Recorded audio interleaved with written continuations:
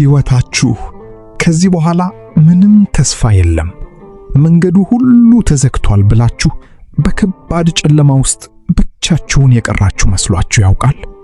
ጠዋት ከእንቅልፍ መነሳት እስከሚከብዳችሁ ድረስ የውስጥ ህመም፣ ጭንቀት እና የነገ ፍርሃት አቅማችሁን ሁሉ አሟጦ ጨርሶታል? በቅርቡ በቻናላችን ኮሜንት ላይ ብዙ ሰዎች በመከዳት በኪሳራና ከታላቅ ፈተና የተነሳ ይህንን የልብ ስብራት ስታካፈሉም ነበር። ነገር ግን ዛሬ አንድ እጅግ አስደሳችና ሕይወት ሰጪ የሆነ ሚስጥር ልነግራችሁ ነው። ያ አሁን ያላችሁበትና መቼም አያልፍም ብላችሁ ያሰባችሁት ጨለማ የመጨረሻው ምዕራፍ አይደለም። አባቶቻችንና ዘመናዊው የሥነ ልቦና ሳይንስ እንደሚነግሩን ተስፋ መቁረጥ ዲስፔር ማለት እውነታው ሳይሆን አእምሮአችን የሚስለው የውሸት ስዕል ነው። ነገር ግን እውነታው ከመጋረጃው ጀርባ በታላቅ ብርሃን ተሸፍኖ ይገኛል። ዛሬ ከዚህ ከባድ የጨለማ እስር ቤት ወጥታችሁ ወደ አዲስና ብሩህ ሕይወት የምትሻገሩባቸውን 7 ወሳኝ መንገዶችን እንነጋገርባቸዋለን። በተለይም አራተኛው መንገድ ብዙዎች እንደ ቀላል የሚያዩት ነገር ግን የውስጥ ቁስልን በአንድ የሚያደርግ ትልቅ ሚስጥር ነው። ወደዚህ ታላቅ ብርሃን ለመግባት በጥሞና ተከታተሉ። ተወዳጆች፣ የሰው ልጅ አእምሮ በተደጋጋሚ ፈተና ሲገጥመው አሊያም የጠበቀው ነገር ሲዘገይ በቀላሉ ወደ ተስፋ መቁረጥ ይገባል። በስነ ልቦናው ዓለም ይህን learned helplessness ወይም የሰለጠነ እጅ መስጠት ይሉታል። ማለትም አእምሮአችን መውጫ ቀዳዳ እያለ ምንም ባደርግ አይሳካም ብሎ ራሱን ያሳምናል። ነገር ግን መንፈሳዊው ዓለም ይህንን የጨለማው መንፈስ ትልቁ መሳሪያ the weapon of despair ይለዋል። ዲያብሎስ እናንተን ማጣል ሲፈልግ መጀመሪያ የሚሰርቀው ንብረታችሁን ሳይሆን ተስፋችሁን ነው። ምክንያቱም ተስፋ ያጣ ሰው ራሱን በራሱ ያጠፋልና። ታዲያ ከዚህ የጨለማ ወጥመድ እንዴት እንውጣ? እነሆ 7ቱ መንገዶች። አንደኛው ጨለማው ጊዜያዊ መሆኑን በፍጹም ልብ ማመን ነው። ሌሊቱ የቱንም ያህል ቢረዝም ንጋት መምጣቱ አይቀርም። መዝሙረ ዳዊት ምዕራፍ 30 ቁጥር 5 ላይ ማታ ልቅሶ ይመጣል፣ ጠዋት ግን ደስታ ይሆናል ይለናል። አሁን የምታልፉበት ከባድ ፈተና የሕይወታችሁ መደምደሚያ አይደለም፣ መሸጋገሪያ ነው። ስነ ልቦናውም ችግሩን እንደ ዘላለማዊ አድርጋ አታስቡ ይላል። አሁን ከብዶኛል፣ ነገር ግን ያልፋል ብላችሁ ለራሳችሁ ንገሩት። ሁለተኛው ዝምታንና ብቸኝነትን መስበር ነው። ተስፋ መቁረጥ ሰውን ለይቶ በብቸኝነት ጥግ ውስጥ ነው የሚያሰቃየው። በውስጣችሁ ያለውን ቁስል አፍናችሁ ስትይዙት ባጭ ሆኖ ይፈነዳል። አባቶቻችን በሽታውን የደበቀ መድኃኒት አያገኝም ይላሉ። ንጹሕ ለሆነ ለማይፈርድባችሁ መንፈሳዊ አባት አሊያም ያን ችግር ለመፍታት በዛ ዙሪያ ለሚሰራ ባለሙያና ለታመነው ሰው የልባችሁን አካፍሉ። ማውራት ግማሽ ፈውስ ነውና። ሶስተኛው ትናንሽ ድሎችን small wins ማክበር ነው። ተስፋ ስንቆርጥና ትልቅ ነገር ከሕይወታችን ሲወሰድብን ትላልቅ ነገሮችን ብቻ ስለምናይ የሕይወት ሸክም ይከብደናል። ሳይንሱ እንደሚለው ትላልቅ ግቦችን ትታችሁ የዕለቱን ትናንሽ ሥራዎች ብቻ ስሩ። ዛሬ ጠዋት ካልጋ መነሳት ከቻላችሁ ያ ድል ነው። ፊታችሁን ከታጠባችሁ እሱም ድል ነው። በውሃ ጥም የሚቸገር እጅግ በጣም ብዙ ሰው አለና እነዚህ ትናንሽ ድሎች በአእምሮአችሁ ውስጥ ዶፓሚን የተባለውን የደስታ ሆርሞን በማምረት ቀስ በቀስ ሞራላችሁን ይገነባሉ። ወደምታስቡት ታላቅነት ለመድረስም እንደ መውጣጫ መሰላል ያገለግላችኋል። አራተኛውና ዋነኛው በምስጋና gratitude አእምሮን ማደስ ነው። ተስፋ የቆረጠ አእምሮ የሚያየው የጎደለውን ብቻ ነው።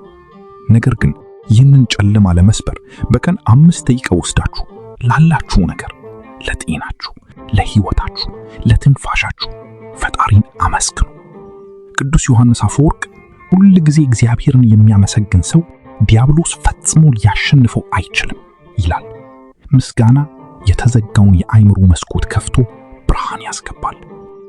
እስኪ ይህንን የተስፋ መቁረጥ ጨለማ እንዴት ማሸነፍ እንደሚቻል የሚያሳይ ከመጽሐፈ መነኮሳት የተገኘ አንድ ድንቅ ታሪክ ላካፍላችሁ። አንድ ወጣት መነኮሴ ነበረ። ይህ አባት በበረሃው ውስጥ ሳለ የጨለማው መንፈስ ከባድ የተስፋ መቁረጥ የድብርት ጦርነት ከፈተበት። አንተ ኃጢአተኛ ነህ፣ ጸሎትህ አይሰማም፣ ፈጣሪ ትቶሃል፣ ከዚህ በኋላ ምንም ተስፋ የለህም እያለ ሌሊትና ቀን ያስጨንቀው ጀመር። ወጣቱን መነኮሴ በሐዘን ተሰብሮ ጸሎት አቁሞ ከበዓቱ ከዋሻው ሊወጣ ወሰነ። በዚህ ጊዜ አንድ ትልቅና መንፈሳዊ አባት መጡና ልጄ ሆይ ምን ሆነሃል አሉት። ወጣቱም አባቴ ጨለማው በረታብኝ፣ ተስፋ ቆረጥኩ፣ ፈጣሪ ትቶኛል ብሎ አለቀሰ። አባቱም ፈገግ ብለው ልጄ ዲያብሎስ ወድቀሃል ሲልህ አንተ አዎ ወድቄያለሁ፣ ነገር ግን ፈጣሪዬ ያነሳኛል በለው። ተስፋ የለህም ሲልህ የኔ ተስፋ በመስቀል ላይ የተሰቀለው ክርስቶስ ነው በለው። ጨለማው ሲበረታ ንጋቱ እንደቀረበ እወቅ አሉት። ወጣቱም ይህንን ቃል ይዞ በተስፋ መቁረጥ ላይ አምላኩን እያመሰገነ ሲዋጋ ያ ከባድ የጨለማ መንፈስ እንደ ጢስ ተኖ ጠፋ። አያችሁ፣ ተስፋ መቁረጥን የምናሸንፈው በእግዚአብሔር ምሕረት ላይ ሙሉ በሙሉ በመደገፍ ነው። አምስተኛው ያለፈውን ይቅር ማለትና መልቀቅ ነው። ብዙ ጊዜ ተስፋ የምንቆርጠው ይህን ባላደርግ ኖሮ፣ ያ ሰው እንዲህ ባይጎዳኝ ኖሮ እያልን ያለፈውን በመቆዘም ነው። ወዳጆቼ ያለፈው አልፏል። ራሳችሁን ይቅር በሉ። የጎዷችሁንም ሰዎች ለፈጣሪ ስጡ። ሐዋርያው ጳውሎስ በኋላዬ ያለውን እየረሳው ወደፊት ለፊቱ እዘረጋለሁ ፊልጵስዩስ ምዕራፍ 3 ቁጥር 13 እንዳለው የትላንቱን ሸክም አራገፉ። ስድስተኛው ከሚጎትቱ ነገሮች፣ ሰዎች፣ ሚዲያ መራቅ ነው። በውስጥ ቁስል ስትሰቃዩ አሳዛኝ ዜናዎችን አልያም አያልፍልንም ከሚሉ ሰዎች ጋር መዋል ቁስሉ ላይ ጨው እንደመነስነስ ነው። በዚህ ጊዜ በሚያሳዝን ሁኔታ እንደ አልጎሪዝም ሁሉ የኛም መንፈስ እንዲህ አይነት ሰዎችና ነገሮችን ሊስብብን ይችላል። ነገር ግን እናንተ ምንም እንኳ በከባድ ሁኔታ ውስጥ ብትሆኑ አይምሮአችሁን በሚያነቃቁ ተስፋ በሚሰጡ መንፈሳዊ ትምህርቶች፣ መዝሙሮች እና አዎንታዊ መጻሕፍት ሙሉት። ሰባተኛው እና የመጨረሻው በጸሎት ለአምላክ በመስገድና በጸበል መበርታት ነው።